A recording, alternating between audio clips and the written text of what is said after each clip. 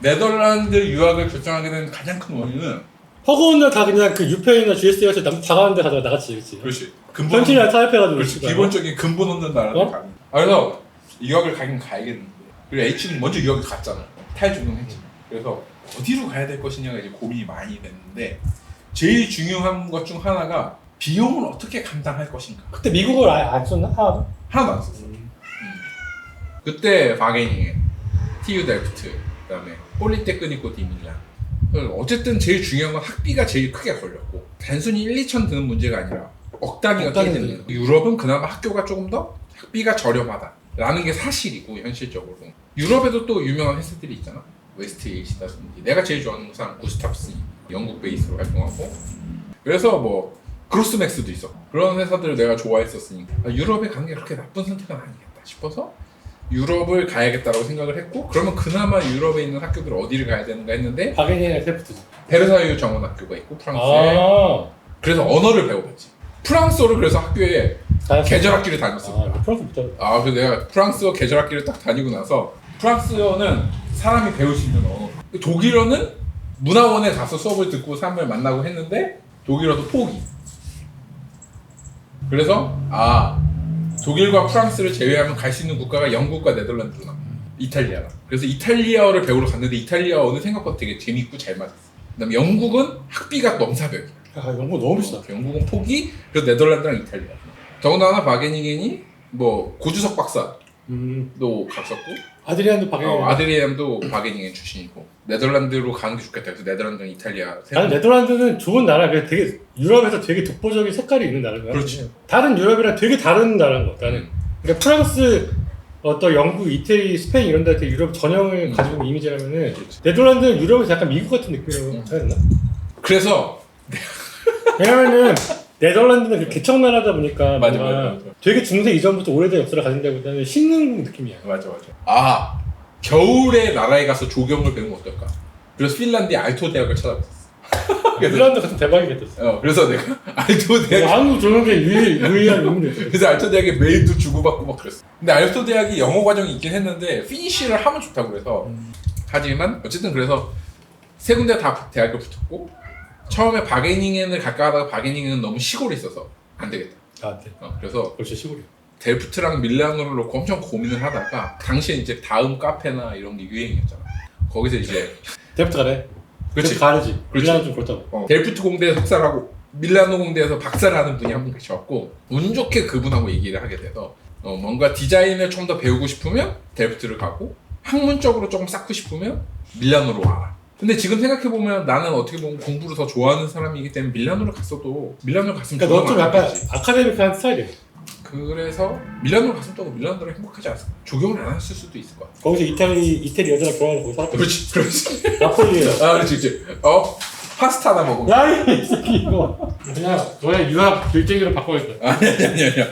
내가 이제 학생들을 만나니까 유학을 가야 되는지 말아야 되는지, 대학원을 가야 되는지 말아야 되는지, 취업을 해야 되는지 말아야 되는지, 이거에 대한 진로 되게 많은데, 왜냐면 내가 그게 왜 그런 게 발생을 한다고 하냐면은 한국의 주경학과가 좀 포지션이 되게 애매하고 복잡하잖아. 그러니까 많이 애매하지. 서울계과라고 하기도 그렇고, 그렇지. 뭔가 커리큘럼이 제대로 완성도가 있는 데 별로 없고, 그러니까 애들이 설계 하려고 해도 졸업하고 조금 애매한 거야. 그래서 애들이 유학을 가야 되는지 취업을 해야 되는지 대학원 가야 되는지 이거에 대해서 되게 고민이 많고, 거기다가 이제 유학 대부분 유펜이나 뭐 GS니까 거기 가야 된다고 생각하니까 사실은 다른 옵션에 대한 정보가 아예 없는 거지. 나는 이제 하다 보니까 원래는 그냥 존나 뒷담화 까지 조회서 올리려고 했는데 이게 좀 근데 교육적으로 필요한 것 같아. 그래. 교육적으로 필요하니까. 그리고 너가 지금 보니까 뒷담화 적합한 인물 아닌 것 같고. 왜? 뒷담화도 하려고. 그거는 네덜란드 생활은 어땠어? 네덜란드 생활은 너무 좋지. 너무 여유롭죠. 너무 좋아. 난 엄마도 공부했는데 미국은 졸라 빡세. 뭔가 경쟁이 되게 심해. 그렇지. 아니, 학교 내에서 애들이 경쟁하는 건 경쟁하는 건데, 그러니까 삶에 대한 만족도 같은 게 높은 거야. 그러니까 내가 네덜란드에 가서 진짜 많은 사람이 많이 바뀌었어.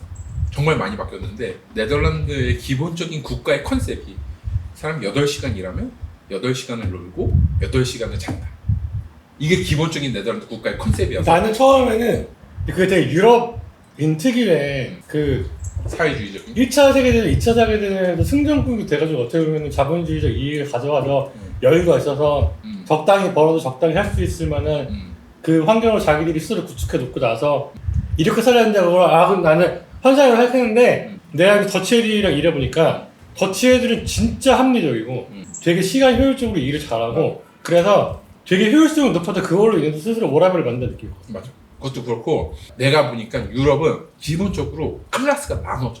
애초에 완전히 그냥 하이랑 미드랑 로우랑. 로랑 아예 나눠져. 그래서 이미 그게 중학교 때면 결정된다고. 그러니까 그걸 넘어서려고 하질 않는다는 거잖아. 그렇지. 거의 그거 안에서 노는 거지. 그러니까 중학교 때 이미 얘는 전문 직종을, 그러니까 전문대를 나와서 일을 해야 되는 사람인지 유니버시티 가서 아카데미를 하지 않나. 아카데미를 할 사람인지를 결정해. 그러니까 애초에 사회적인 계급이 딱 나눠져 있기 때문에 효율적으로 돌아갈 수밖에 없어. 되게 잔인한 나라네. 그렇지. 어떻게 보면 되게 잔인하지만 엄청 그러니까 엄청 효율적. 계급 사회가 암묵적으로 용인이 되는 거네. 어떻게 보면. 왜냐면 그게 효율성이 할 일을 딱딱 정해주고 그 사람들, 문제는 그 사람들이 그 삶에 만족할 수 있는 사회 분위기를 만들어야 되는데. 그리고 그게 되게 국가가 안정성을 취하는 방법일까? 그렇지. 그리고 그 계급 간의 투쟁이 적어지니까. 그 계급을 만들어주고 계급을 만들어주고 나서 가장 큰 문제는 내가 빨갱이 출신이잖아. 그래서 명확히 얘기하면 마르크스주의자지. 빨갱이들의 가장 큰 문제는 계급 간에 서로 이견이 발생해서 계급 간의 다툼이 발생합니다. 그 갈등을 어떻게 조화시키냐. 그렇지. 네덜란드가 그걸 엄청 합리적으로 잘 풀어. 기가 막히게 새끼들 있어. 엄청 기가 막힌 게 어떤 식으로 기가 막히냐면 부유층은 세금을 많이 낸다는 거에 거부감이 없어. 저소득층은 자기 삶을 8시간만 일해도 된다는 삶에 굉장히 만족해. 한국은 모든 사람을 노예화시키고 있는 나라야. 근데 그래 난 느낀 거는 그 네덜란드 그 방식이 되게 우아해 보일 수 있는데 사실은 그 불만을 어떻게 보면은 맞아. 컨트롤하기 위한 맞아. 되게 우아한 맞아. 그 마사지라고 해야 되나? 맞아. 정확히는 그거지. 그러니까 한국은 존나 그냥 네거티브하게 하니까 그냥 아 씨발 족같다고 하는 건데 걔는 족같다고 하기 좀 애매한 거지. 이렇게 하니까. 맞아. 그렇게 되니까 사회적 만족도 다 높아. 그러니까 그 계급이 유지되는 거야. 프랑스는 맨날 파업하잖아. 그 프랑스는 프랑스 혁명이 문제야. 그 혁명 때문에 네가 약간 문제라기보다는 지금의 프랑스는 그렇지. 네거티브라는 거지. 그렇지. 그럴 수 있지. 왜냐면 거기서 계속 헤어나오지 못하는 것 같아. 프랑스. 그렇지. 그걸 합리적 엄청 잘 풀었기 때문에 네덜란드 사람들은 전반적으로 삶에 대한 만족도가 엄청 높고 그렇죠. 그리고 굳이 열심히 일해야 되나? 열심히 일해야 되나? 엄청 열심히. 그러니까 내가 느끼는 건 뭐냐면은 걔네들은 일단 욕심이 없어. 근데 욕심이 없는 삶이 만족도를 높이는데 좀 기여를 많이 하는 거야. 그렇지. 그러니까 한국 사회와 네덜란드 사회에 내가 느끼기에 가장 큰 차이와 문제는 뭐냐면 내가 타인을 노예화할 거냐 말 거냐. 그러니까 네덜란드, 너도 웨스테이트 일해봐서 알겠지만 네덜란드 유명한 한 OMA도 있고 MBIDB도 있고 네덜란드에 레노라한 국제적인 회사들이 있고 거기는 디자인 때문에 야근도 엄청 해. 다 노예화시키지 직원들. 그게 달라. 한국에서는 워라벨 개질하려고 족같이 일해야 되는데 워라벨이 그렇게 그렇지. MVIDB OMA는 엄청 야근해. 웨스테이트는 그냥 거기 살아. 애들 퇴근 못해. 퇴근을 하지 않아. 그러니까 야 퇴근 안 하면 그 퀄리티 어떻게 나오니? 이게 정확히 얘기해야 돼. 퇴근을 못하는 게 아니라 퇴근을 하지 않는 거야. 퇴근 안 해. 왜냐면 그래야 퀄리티 나오니까. 그러니까 내 삶의 만족도를 위해서 내 삶을 그러니까 워라벨을 지키면서 내가 더 잘하고 싶다는 건 말이 안 돼. 계속 내가 그 얘기 애들한테 맨날 하는 거야. 그렇지. 지금 누시면 나하지만 그러니까 기본적으로 내가 내 삶을 어떻게 꾸려나갈지가 중요한 건데 네덜란드에서는 내가 야근을 하고 밤을 새서 뭘 하면 그래서 네가 그걸 잘하고 싶으면 잘하고 걔네들이 그거에 대한 풀어져 있어. 그렇지. 내가 열심히 했고 내가 잘했다. 내가 열심히 해서 내가 더 잘해서 내 회사에서 중요한 역할을 한다는 거에 대한 프라이드가 있는 거지. 그거 아닌 놈은 그 프라이드를 가진 놈을 존경할 뿐이고 서로 그거를 강요하지도 않고 서로의 삶을 그냥 인정하고 살 뿐. 그리고 걔네는 그거에 대해 긍정적인 그 그렇지. 있는데 한국은 씨발 무슨 못 시키겠어. 그냥 뭐라벨이 되게 왜곡돼가지고 그런 게 있어서 전반적으로 네덜란드가 참 그런 거에서 우아하게 사회 문제를 잘 봉합하고 있는 나라. 그래서 네덜란드가 그 우리나라의 그 임금 피크제, 노동 유연화 이 얘기하면 네덜란드가 항상 나오는 그렇게 이유 중 하나가 그걸 엄청 유연하게 서로 사회적 합의를 잘 이루면서 풀었어. 모르겠어. 난 너가 되게 그 한국 조경계에 되게 유니크한 커리어를 가지고 있다 생각하는데 너가 또 네덜란드를 간 것도 그럼 네덜란드 간 것도 서원을 왔잖아. 그렇지.